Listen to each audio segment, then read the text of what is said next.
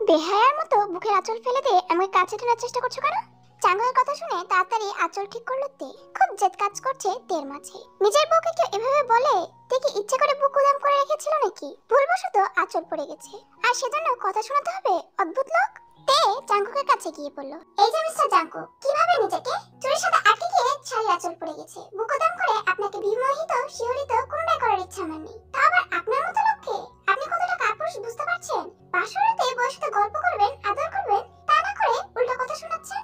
ইস, তোমাকে করব আমি আদর? ভাবলা কি করে? বিয়ের সময় এমন কোনো শর্ত দেয়নি তোমার বাবা মা, আর বলেওনি আমার মেয়েকে সারা রাত আদর করবা। বলে হেসে উঠলো চাঙ্গু। চাঙ্গুকের হাসি দেখে তের মেজাজ খারাপ হয়ে গেল। রেগে গিয়ে বলল, ও আপনার বাবা মা এমন কোনো শর্ত দেয়নি বিয়েতে যে বুকের আঁচল আপনার সামনে ফেলে রাখা যাবে না। আর জানেন আপনি, এমনিতেই আপনাকে বানানোর মতো দেখায় আর হাসা দেখায় হনুমানের মতো। বলে যে ভাই কামড় দিল তে।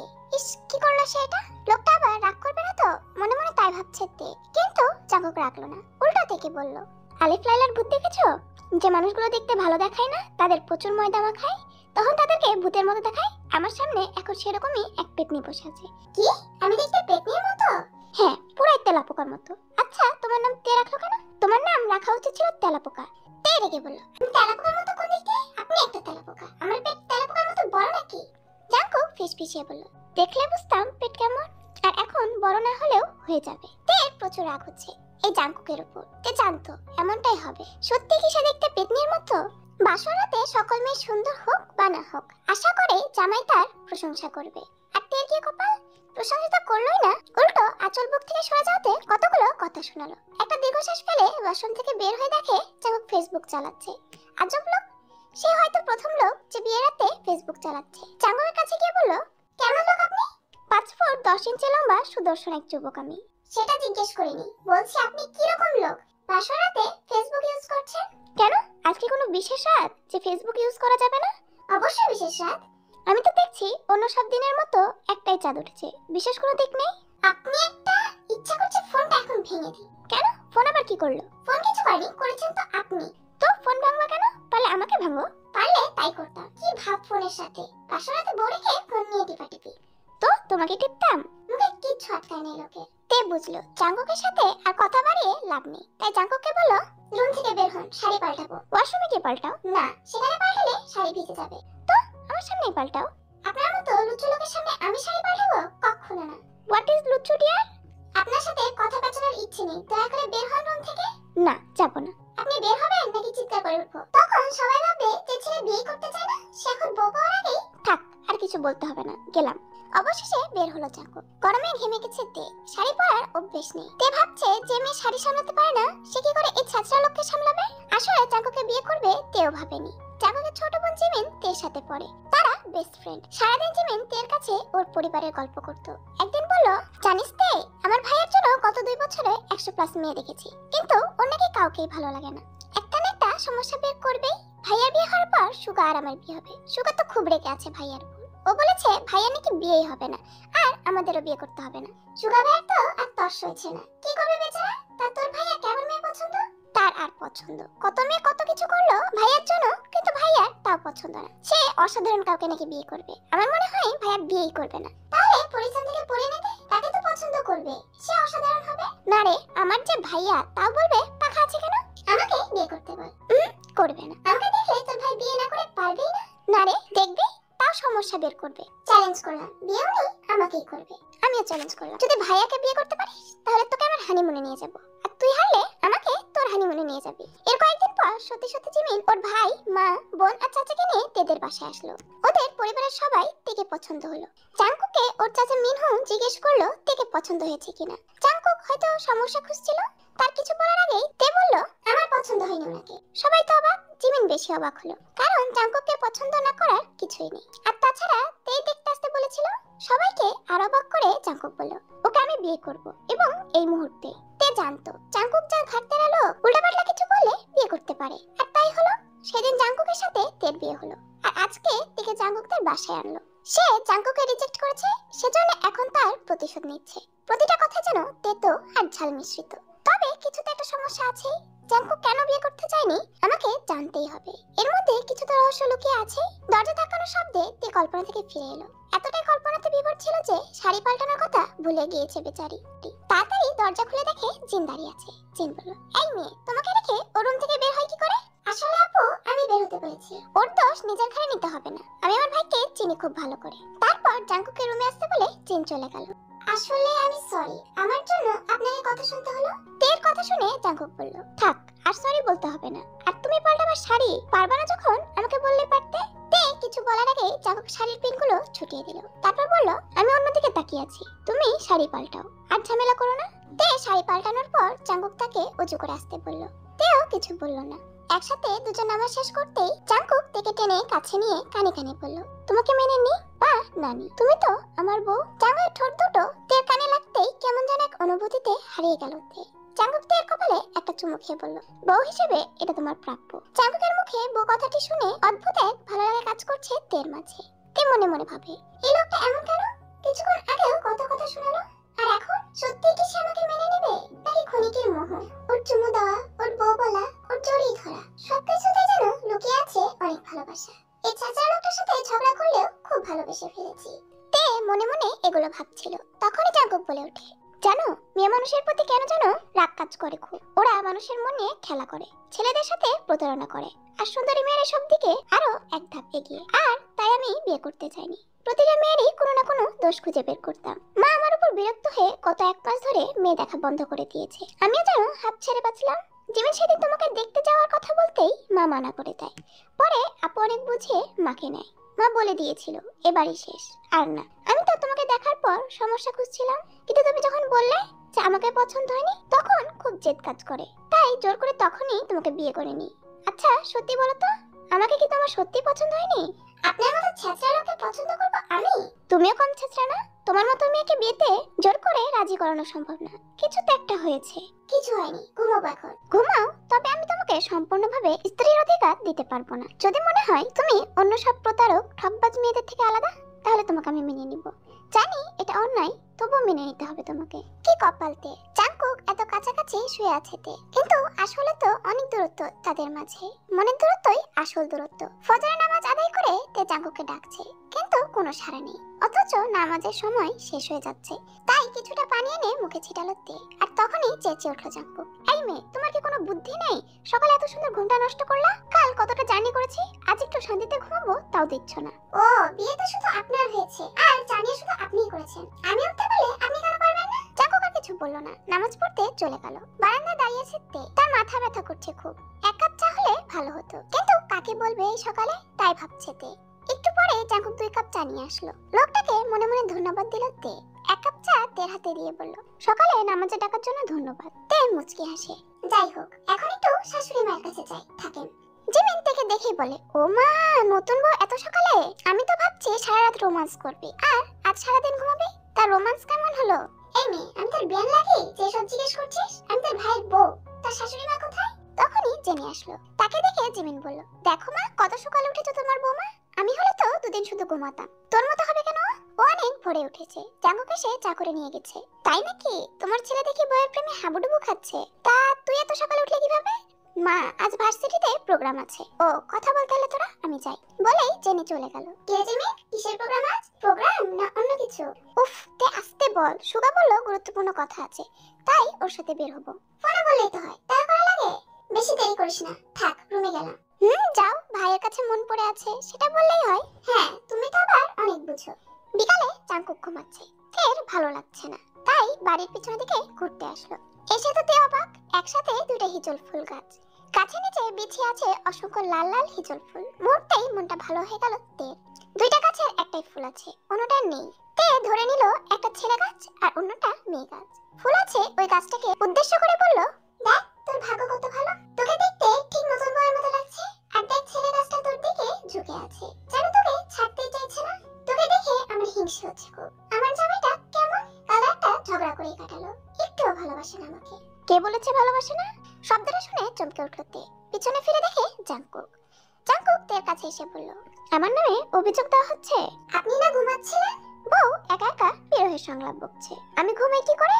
জাঙ্কুক অনেকগুলো হিজল ফুল তের পুরো শরীরে ছিটিয়ে দিল। তে অবাক হয়ে ওর দিকে তাকিয়ে আছে। কি করছেন আপনি? বউকে সাজাচ্ছি।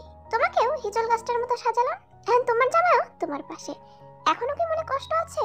তে নিজেকে সামলাতে পারলো না, চাঙ্কুকে জড়িয়ে ধরে ওর বুকে মাথা রাখলো। তের ইচ্ছে করছে আনন্দকাল এভাবে দাঁড়িয়ে থাকতে।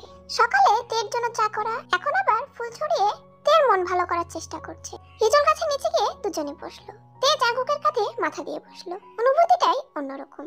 জিমিন কয়েকবার এসে তেদের রুম থেকে ঘুরে গেছে, মনে হচ্ছে কিছু বলবে, কিন্তু চাঙ্কুক থাকায় বলতে পারছে না। তাই তে চাঙ্কুককে রুম থেকে বের করার জন্য বলল, আমার খুব ফুচকা খেতে ইচ্ছে করছে, প্লিজ এনে দিন। ফুচকা খাওয়া স্বাস্থ্যের জন্য ক্ষতিকর। যত যাই হোক না কেন, আমি আমার একটা মাত্র বউয়ের জীবনে কোনো ক্ষতি হতে দেব না। ইস, কি আবেগ! শুনুন, গবেষণায় বলেছে একজন মেয়ের কোনো ছেলের সাথে একসাথে একই রুমে থাকা খুবই ক্ষতিকর। সেটা জেনেও কিন্তু আমি আপনার সাথে থাকছি, সো ফুচকা খেলে কিছু হবে না। তাই নাকি? তো গবেষণাটা করলো কে? আর ছেলেদের সাথে থাকলে কি ক্ষতি হয়? অনেক ক্ষতি হয়, যেমন মেয়েরা মহিলা হয়ে যায়, ছেলেদের ছোঁয়া পেলে, তারপর আর অনেক কিছু। বলো আর কি? দূর, পেঁচাবেন না, আপনি ফুচকা এনে দিন। নতুন বিয়ে হয়েছে, একটু সেজে গুজে বের হতে হবে না? বলো। আহা, বউ জামাই একে অপরের সত্তা, তাই আমি সাজলেই আপনার সাজা হয়ে যাবে। রাত হয়ে যাচ্ছে, জান তো। চাউক চলে গেল। এর মধ্যে জিমিন আবার আসে। কি বলো নদিনী, কিছু বলবে মনে হয়? জি ভাবি সাহেবা, শোন, সুগা দেশের বাইরে যাবে। ও চাচ্ছে পরের শুক্রবার বিয়েটা করে ফেলতে, কারণ বাইরে গেলে 1 বছর পর আসবে। সবাইকে বলে ম্যানেজ করে দে না। আচ্ছা বলবো, কিন্তু ট্রিট দিতে হবে।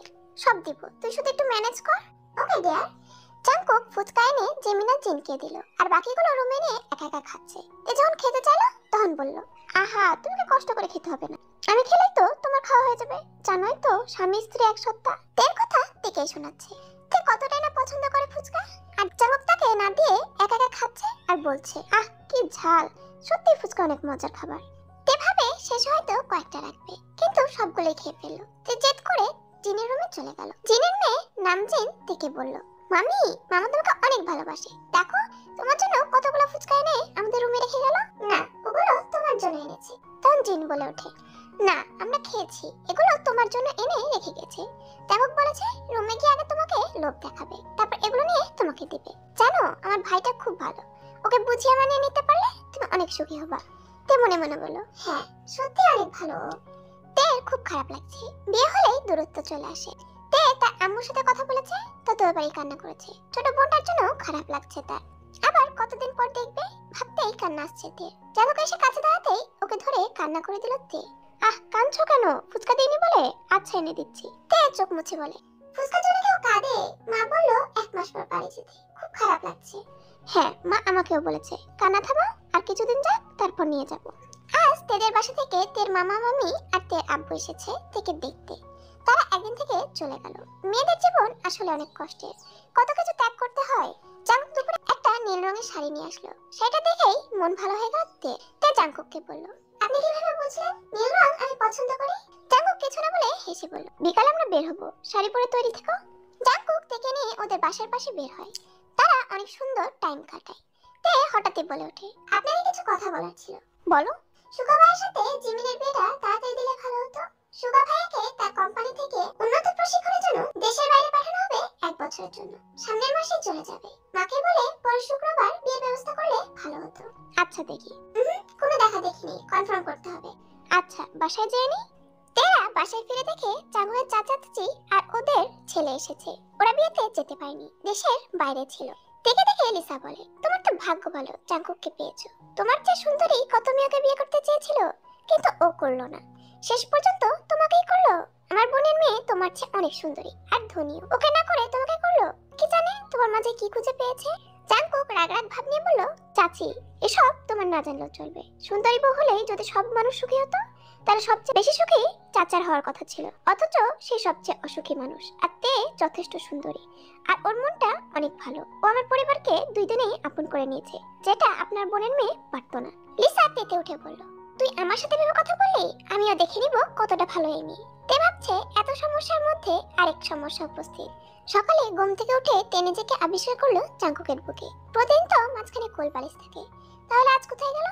তারপরেই তের মনে পড়লো কাল চাচির সাথে কথা কাটাকাটি করে কিছু না খেয়েই শুয়ে পড়েছে তারা। তের বা চাঙ্কুকের কারোরই মাঝখানে বালিশ দেওয়ার কথা মনে ছিল না। ভালোই হয়েছে মাঝখানে বালিশ দেয়নি। এভাবে কতটা কাছ থেকে এই প্রথম ওকে অনুভব করলাম। কি ফর্সা বুক, ঠোঁটের নিচে একটা তিল, যা ও সৌন্দর্য আরো বাড়িয়ে দিয়েছে। বুকে একটা তিল, সত্যি ছেলেটা অনেক সুন্দর। চাচি ঠিকই বলেছে, আমি ওর যোগ্য না। ও চাইলে আরো সুন্দরী কাউকে পেতে পারতো। সারা জীবন যদি এভাবে থাকতে পারতাম। ও যদি ভালোবেসে আমাকে ওর বুকে জড়িয়ে নিত, ওটাই হতো আমার সবচেয়ে প্রাপ্তি। জানি না আদৌ সেটা হবে কিনা, আদৌ সে আমাকে ভালোবাসবে কিনা। তবে ভালোবাসুক আর না বাসুক, ও যে কাল আমার হয়ে চাঁদের সাথে কথা বলেছে, এটাই অনেক। তে মনে মনে এগুলো ভাবছে, তখনই জাঙ্কুক বলে ওঠে, উফ, আমাকে খেয়ে ফেলবা নাকি? জাঙ্কুকের কথায় চমকে উঠে ওর বুক থেকে উঠতে নিল তে। ছি, ও দেখে ফেলেছে। তাহলে এতক্ষণ এই লোকটা জেগে ছিল। জাঙ্কুক টেনে থেকে আর বুকের সাথে চেপে ধরলো। উঠতে দিব না। এতক্ষণ তো মনে হয় খেয়ে ফেলবা, এমন করে তাকিয়েছিলা, এখন লজ্জা পাচ্ছ কেন? ইস, লজ্জা পাওয়ার কি হয়েছে? আপনি কি খাওয়ার কিছু? কি করে খাবো আমি? মুখে না খেলেও চোখে তো পুরাই গিলছো, বলেই নাকে নাক ঘষা দিল জাঙ্কুক। তে অজানা অনুভূতিতে শিউরে উঠলো। তের নিজেকে সামলানো কষ্টকর হয়ে পড়ছে। জাঙ্কুককে ধাক্কা দিয়ে বলল, ছাড়ুন, আপনি কি করছেন? যা করার তাই করছি। আপনার দেখে লজ্জা নেই? মেয়ে লোক পেলে ছাড়তে ইচ্ছা করে না বুঝি? ইস, বইয়ের কাছে আবার কিসের লজ্জা? অন্য লোক হলে তো বিয়ের রাতেই। আর আমি তো কতটা বীর পুরুষ দেখো, এখনো ঠিক আছে। বীর পুরুষ না ছাই। জড়িয়ে ধরলে আমি ভালো না, আর না ধরলেও কাপুরুষ। কি মেয়ে লোক রে বাবা। জানো তোমাকে আমার কেন ভালো লাগে? এই যে দেখো, যখন বললাম আমি আমাকে তো দেখে খেয়ে ফেলবে, তখন অন্য মেয়ে হলে লজ্জাতে শেষ হয়ে যেত। আর তুমি লজ্জা পেলেও তা চাপা দেওয়ার জন্য আমার সাথে ঝগড়া করছো। আমার বিশ্বাস তুমি চাচির কথাকে ভুল প্রমাণ করে দিবে। বলে তের ঠোঁটে একটা চুমু দিল জাঙ্কুক। জিমিনে রুমের দিকে যাচ্ছে তে, আর ঠোঁটে হাত বুলাচ্ছে। জিমিন তা দেখে বলল, কি ব্যাপার, ঠোঁটে হাত দিয়ে রেখেছিস কেন? এখানে ভাইয়া কিছু করেছে নাকি? জিমিন, আমি তোর ভাবি হই, সম্মান দিয়ে কথা বলবি। ইস, তুমি কি ভাবি জান বলে ডাকবো তাহলে? হয়েছে, তোরা সম্মান দিতে হবে না। তোরা একটা সুখবর দেওয়ার আছে। নিশ্চয়ই আমার সুগার বিয়ের কথা। ইস, এটা আমার সুখবর হলো? সুখবর হলো আমি বাড়ি যাব। জিমিন মন খারাপ করে ফেললো। তারপর বলল, তোকে একটা দায়িত্ব দিয়েছিলাম, তুই সেটার কিছু না করে চলে যাবি? আচ্ছা আচ্ছা। জিমিন তার গাল টেনে বলল, আহারে, আমার ননদিনী কষ্ট পেয়েছে। কিছুদিন পর বিয়ে করলে সমস্যা কি? তুই এসব বুঝবি না। বিকালে জাঙ্কুকদের মোটামুটি সব আত্মীয়স্বজন আসছে। জিমিন সে থেকে বলল, বাড়িতে এত লোকজন কেন? আমি চলে যাবো তো, তাই বিদায় দিতে এসেছি। মনে হলো জিমিনের কথাগুলো বিশ্বাস হয়নি। কাই ছেলেটাকে তের ভালো লাগছে না। বিভিন্ন অজুহাতে তের গায়ে হাত ছোঁয়ানোর চেষ্টা করে। তে মাত্র রুমে আসলো, জাঙ্কুক রুমে নেই। হঠাৎই অনুমতি ছাড়াই কাই রুমে ঢুকে পড়ে। ভাবি, তুমি দেখতে অনেক কিউট, আর সবার সাথেও খুব ভালো ব্যবহার করো। তোমাকে আমার অনেক ভালো লেগেছে। কাল মা যা করেছে তার জন্য সরি। আরে সরি বলার কি হয়েছে? চাচি তো মায়ের মতো, ওনার উপরে কোনো রাগ নেই। এজন্য তোমাকে আমার এত ভালো লাগে। তোমার মতো যদি আমার একটা বউ হতো। তবে আমার একটা জিনিস খুব খারাপ লাগে, তুমি আমাকে এড়িয়ে চলো কেন? বলতে বলতে অনেকটা কাছে এসে তের হাত ধরে পড়লো। সুন্দরী, তুমি অযথাই ভয় পাচ্ছ। তুমি আমার সাথে সহজভাবে কথা বলতে পারো। তে হাতটা টেনে চিৎকার দিয়ে বলল, আপনি এখন আমার রুম থেকে চলে গেলে আমি খুশি হব। ভাবি, শুধু হাতটা ধরেছি, আর কিছু তো করিনি, এজন্য এমন করলা? ভাই, এসব আমি পছন্দ করি না। আপনি আমার সাথে কখনো এমনটা করার চেষ্টা করবেন না। কাই রুম থেকে চলে গেল। তারপর পরেই ওয়াশরুম থেকে জাঙ্কুক বের হয়ে বলল, আমার বউটা অনেক ভালো। কাইকে কথা শোনানোর জন্য ধন্যবাদ। তে চমকে উঠে বলে, আপনি ওয়াশরুমে ছিলেন, বের হলেন না কেন? আমি ভাবছি কার সাথে প্রেম করো, তারপর বের হবো। আপনি এত খারাপ কেন? আমি তো ভয় পাচ্ছিলাম, আর আপনি মজা নিচ্ছিলেন। আমার বউটা এমনিতে অনেক সাহসী। যে বাসর রাতে জামাইয়ের সাথে ডেভিল মার্কা আচরণ করে, তাকে কাই কি করতে পারে তা জানা আছে আমার। বলেই তেকে জড়িয়ে ধরলো জাঙ্কুক। ইস, ছেড়ে দিন, আজ জিমিনের হলুদ ছোঁয়া, অনেক কাজ আছে। তে জিমিনকে হলুদ দিয়ে বলে, তুই এত সুন্দরী কেন? ঠিক রাজকন্যাদের মতো লাগছে। এজন্যই তো সুগা ভাই এতটা পাগল হয়েছে। পেছন থেকে কাই বলে ওঠে, আমার তো তোমাকে রাজকুমারীর মতো লাগছে। তা শুনে জিমিন কাইকে বলে, কাই ভাই তুমি একটু যাও, তোর সাথে আমার কথা আছে। কাই চলে যেতে জিমিন বলল, তে কাই বাঁচাচ্ছে কেউই ভালো মানুষ না। ওরা তোকে অপদস্থ করার চেষ্টা করবে, ওদেরকে আমার সুবিধার মনে হচ্ছে না। সতর্ক থাকিস তুই। তে লিসা রুমে গেল লিসাকে ডাকার জন্য। হঠাৎ কাই রুমে এসে দরজা আটকে দিল। একটু একটু করে তের দিকে এগিয়ে আসছে। তে মনে মনে আল্লাহকে ডাকছে, আর বলছে এই বদমাশ লোক থেকে তাকে রক্ষা করতে। ধীরে ধীরে কাই তের কাছে আসতে লাগলো। ভাই, আপনি আমার কাছে আসবেন না? যেতে দিন আমাকে। কিছুক্ষণ গল্প করি, এত অস্থির হচ্ছ কেন? দেখেন ভাই, অনেক কাজ আছে আমার। চাচিকে ডাকতে এসেছি আমি, যেতে দিন আমাকে। এখন তো যেতে দেব না আমি। তুমি আমার সাথে খারাপ ব্যবহার করেছিলে, মনে আছে? তার প্রতিশোধ আমাকে নিতে হবে। আমার সাথে সময় কাটানোর জন্য কত মেয়ে ব্যাকুল, আর তুমি আমাকে ইগনোর করছো। আমাকে রুম থেকে বের হয়ে যেতে বলেছো। এতটা সাহস আর কারো হয়নি এভাবে কথা বলা। দেখো এখন আমি কি করি তোমার। আমি কিন্তু চিৎকার করব। বাড়িতে যা শব্দ, তুমি চিৎকার করলে কেউ শুনবে না। পরে কেউ জানলে তোমার উপরে দোষ চাপিয়ে দেব। জিমিন বলছিল জাঙ্কুক এখনো তোমাকে মেনে নেয়নি। আমি বলবো সেই বিরহে তুমি আমাকে ডেকে নিয়ে এসেছো এই রুমে। কাই সে তের হাত ধরলো। ভয়ে তে কেঁপে উঠলো। আর হয়তো জাঙ্কুকের কাছে তে নিজেকে ভালো প্রমাণ করতে পারবে না। জাঙ্কুকে তে আর নিজের করে কখনো হয়তো পাবে না। দরজা ধাক্কানোর শব্দে কাই তের হাত ছেড়ে দিয়ে বলল, আজ হয়তো আমার থেকে রক্ষা পেলে, পরের বার হয়তো সেই সুযোগ পাবে না। দরজা খুলে দেখে জাঙ্কুক দাঁড়িয়ে আছে। তেকে কায়ের সাথে একসাথে দেখে জাঙ্কুক চমকে উঠলো। যেখানে বাঘের ভয় সেখানে সন্ধ্যা হয়। আল্লাহ থেকে কায়ের হাত থেকে রক্ষা করলেও আরেক বিপদ এসে উপস্থিত তার সামনে। জাংকুক কায়ের সাথে দেখে খুব রেগে গেল। তাকে জিজ্ঞেস করলো, তুমি না চাচিকে ডাকতে এসেছো, তো দরজা বন্ধ করে কায়ের সাথে কি করছো? তে কিছু বলে যাবে তখনই কায় বলে উঠলো, আহা জাংকুক, এত রেগে যাচ্ছ কেন? ভাবি তো আমার সাথে ছিল, আমি তো আর দূরের কেউ না। আপন মানুষের সাথে একসাথে সময় কাটাতেই পারে। আর তাছাড়া বিয়ে হয়েছে কতদিন তোমার, এখনো বউকে একান্তে সময় দিচ্ছ না। সেই বিরহ দূর করার জন্যই আমার সাথে কিছুক্ষণ সময় কাটাচ্ছে। জাংকুক রেগে গিয়ে কাইকে বলল, তুমি চুপ করো। তে তোমার কাছে আমি জানতে চেয়েছি, কায়ের কাছে নয়। তে জাংকুককে এতক্ষণে ঘটে যাওয়া সবটা বলল। মনে হলো জাংকুক পুরোপুরি বিশ্বাস করতে পারেনি। তাই আবারও বলল, জাংকুক, মেয়েটার মনে অনেক কষ্ট, তা দূর করতে আমার কাছে এসেছে। আমি না থাকলে হয়তো অন্য কারো কাছে যেত। তুমি যদি ওর কষ্ট দূর করতে না পারো, মেনে নিতে না পারো, তাহলে বিয়ে করেছো কেন? আমি তোমাকে কৈফিয়ত দিতে বাধ্য নই। আমি তের সাথে কি করব না করব সেটা আমার ব্যাপার, তুমি কিছু না বললেও চলবে। কাই হাসতে হাসতে বলে, না, ব্যাপারটা এখন সবাই জেনে গেছে, এখন সবাই কথা শোনাবে তোমাকে। জাংকুক তের দিকে তাকিয়ে বলল, তোমাদের নাটক দেখতে আসেনি, বাড়িতে অনেক কাজ, সেখানে চলো। তে কিছু বলার আগে জাংকুক চলে গেল। কাজে মন বসছে না তের, এক কাজ করতে গিয়ে অন্য কাজ করে ফেলছে। বারবার জাংকুকের রাগী চেহারা মনে পড়ছে আর ভাবছে জাংকুকে ওকে ভুল বুঝলো। জাংকুক তো তাকে মেনে না নিলেও অনেকটা ভালোবাসতো, এখন তো তাকে ঘৃণা করবে, কখনো মেনে নেবে না। কাজ গুলিয়ে ফেলছে তে, কারো সাথে ঠিকভাবে কথা বলছে না। জেনে ভাবলো তে শরীর খারাপ করছে, তাই রুমে পাঠিয়ে দিল। জিনের শাশুড়ি অসুস্থ, তাই আরেম এসে জিনকে নিয়ে গেছে। জাংকুকও আজ বাসায় ফিরেনি। তে কল দিচ্ছে কিন্তু ফোন বন্ধ। তের অস্থির লাগছে, জাংকুক বাসায় ফিরলো না। কি করা উচিত বুঝতে পারছে না। জিমিন খেতে যাওয়ার জন্য ডাকতে আসলে জিমিনকে সবটা বলে। তে অভিমান করে বলে, তোকে আমি সবটা শেয়ার করি, তুই তো জানিস কাই কেমন, তাও তুই কেন এই বদমাইশ লোককে এসব বলতে গেলি? তের কথা শুনে জিমিন বলে, বিশ্বাস করতে আমি সব কিচ্ছু বলিনি। সেদিন যখন তুই বললি, এমনিতেই জাংকুক আমাকে পুরোপুরি মেনে নিতে পারেনি, এখন চাচি এসেছে, উনি আবার কি সমস্যা করে আল্লাহ জানে।